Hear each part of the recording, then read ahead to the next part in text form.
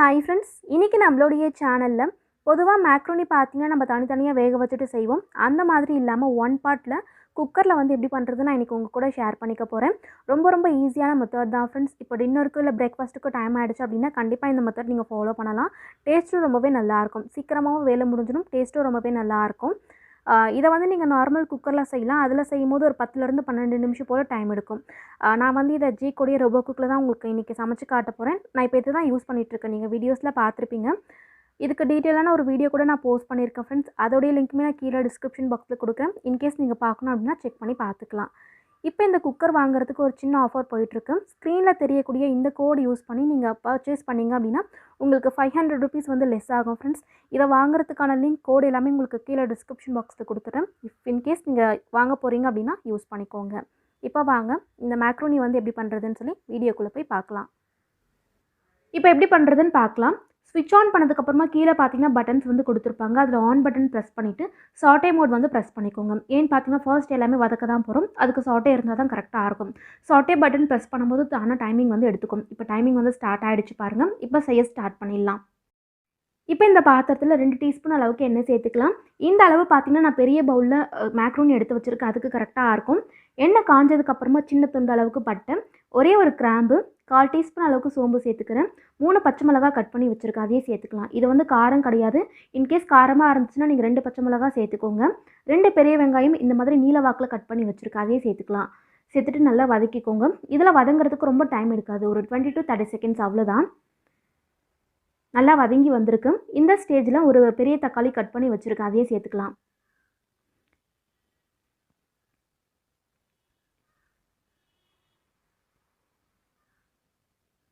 தக்காளி நல்லா வதங்கி வந்ததுக்கப்புறமா ஒரு சின்ன துண்டு அளவுக்கு இஞ்சியும் 2 பல் பூண்டு பார்த்திங்கன்னா தட்டி வச்சுருக்கேன், அதை சேர்த்துக்கலாம்.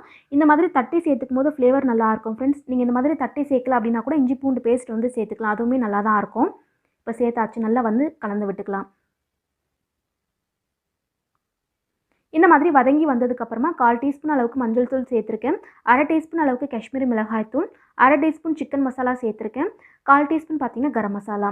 இதெல்லாம் சேர்த்து செய்யும் போது ஃப்ளேவர் பார்த்திங்கன்னா ரொம்பவே நல்லாயிருக்கும். இப்போ எல்லா மசாலா ஐட்டமும் சேர்த்தாச்சு. தேவைக்கேற்ப உப்பு சேர்த்துட்டு நல்லா கலந்து விட்டுக்கோங்க. மசாலாவோட பச்சை வாசனை போயிட்டு எண்ணெய் பிரிஞ்சு வரணும், அது வரைக்கும் நல்லா வதக்கிக்கலாம். இப்போ எண்ணெய் பார்த்திங்கன்னா பிரிஞ்சு வந்திருக்கு. இந்த ஸ்டேஜில் நம்ம தண்ணி வந்து சேர்க்க போகிறோம். இந்த பெரிய கப்பில் பார்த்திங்கன்னா 1 கப் அளவுக்கு நான் மேக்ரோனி வந்து எடுத்திருக்கேன். ஸோ அதே கப்பில் 2 கப் அளவுக்கு தண்ணி சேர்த்துக்க போகிறோம். 2 கப் அளவுக்கு தண்ணி சேர்த்து நீங்கள் செய்யும் போது மேக்ரோனி பார்த்திங்கன்னா நல்லா சாஃப்டாக வெந்து வரும். ஒரு சிலருக்கு ரொம்ப சாஃப்டாக இருந்தால் பிடிக்காது. இன்கேஸ் உங்களுக்கு அந்த மாதிரி பிடிக்காது அப்படின்னா நீங்கள் 1.5 கப் அளவுக்கு தண்ணி சேர்த்துக்கோங்க, அப்போ கரெக்டாக இருக்கும்.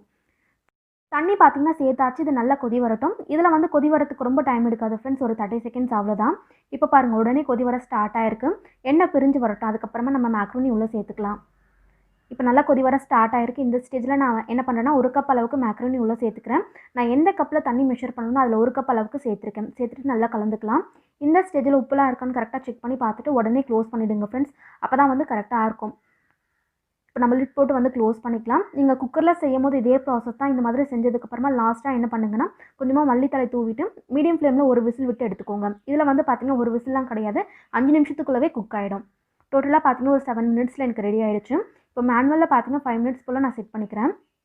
இப்போ செட் பண்ணியாச்சு. இது வந்து இருக்கட்டும். லிட் வந்து க்ளோஸ் பண்ணும்போது மேலே இருக்கக்கூடிய ப்ரெஷர் பட்டன் வந்து ஓப்பனில் இருக்கான்னு செக் பண்ணி பார்த்துட்டு க்ளோஸ் பண்ணுங்கள். அப்போ தான் லாஸ்ட்டாக நம்ம ப்ரெஷர் வந்து ரிலீஸ் பண்ணுறதுக்கு கரெக்டாக இருக்கும். டைம் பாருங்கள், குறைஞ்சிக்கிட்டே வருது. இன்னும் 1 மினிட் தான் இருக்குது.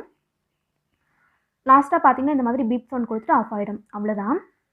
பீப் சவுண்ட் கொடுத்ததுக்கப்புறமா நான் கேன்சல் பட்டன் வந்து ப்ரெஸ் பண்ணிக்கிறேன் ஃப்ரெண்ட்ஸ். இன்கேஸ் நீங்கள் கொஞ்சம் நேரம் கழித்து சர்வ் பண்ண போகிறீங்கன்னா கீப் வார்மில் வச்சுக்கோங்க. நான் கேன்சல் கொடுத்துட்டு இப்போ ப்ரெஷர் வந்து ரிலீஸ் பண்ண போகிறேன். மேலே இருக்கக்கூடிய பட்டன் இந்த மாதிரி நம்ம ஓப்பன் பண்ணி விடும்போது உள்ளே இருக்கக்கூடிய ப்ரெஷர் எல்லாமே ரிலீஸ் ஆகும். ஃபுல்லாக ரிலீஸ் ஆனதுக்கப்புறமா தான் நீங்கள் ஓப்பன் பண்ணணும். ஃபுல்லாக ரிலீஸ் ஆகட்டும். இப்போ ப்ரெஷர் பார்த்திங்கன்னா ஃபுல்லாக ரிலீஸ் ஆகிடுச்சு. ஓப்பன் பண்ணி பார்க்கலாம்.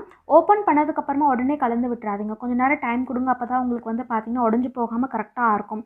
சூடாக இருக்கும்போது நீங்கள் கலந்து விட்டிங்கன்னா கண்டிப்பாக உடஞ்சி போயிடும்.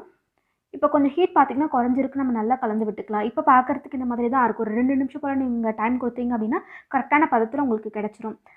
நல்லா கலந்து விட்டாச்சு ஃப்ரெண்ட்ஸ். மேலே லைட்டாக மல்லித்தலை தூவி நம்ம சர்வ் பண்ணிக்கலாம். அவ்வளோதான், ரொம்ப பர்ஃபெக்டாக வந்திருக்கு. உங்களுக்கு பார்க்கும்போது தெரியும் அப்படின்னு நினைக்கிறேன். ஒன்று ஒட்டாமல் சூப்பராக வந்திருக்கு.